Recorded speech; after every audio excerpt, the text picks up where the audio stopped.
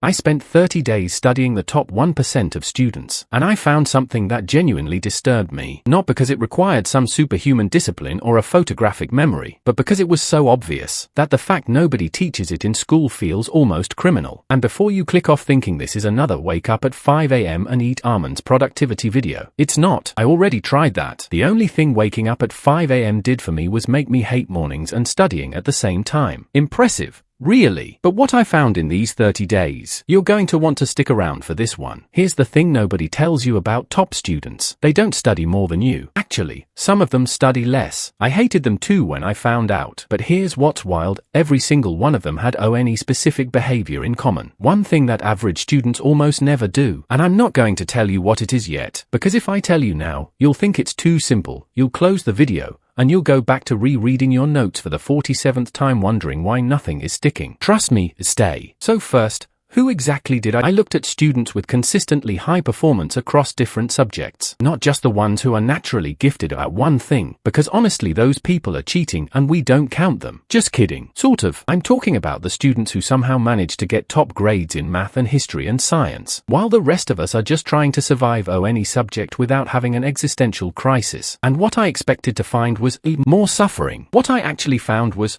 almost the opposite. A system. And it all starts with something most students do completely wrong from day one. But we'll get there. Section 2. What average students do. Let me describe the average student study session. You open your notes. You immediately feel overwhelmed. You decide to organize your desk first. 45 minutes later you've reorganized your entire room, made tea, and watched 3 YouTube videos for motivation. Then you finally sit down, reread everything you already wrote, feel like you kind of understand it, close the book, and call it a night. Sound familiar? Here's the brutal truth about that method. Rereading your notes does almost nothing for long-term memory. Studies show the retention rate from passive rereading is somewhere around 10 to 20%. You could literally forget 80% of what you studied and your brain would just shrug. So why do we keep doing it? It feels familiar, comfortable, safe.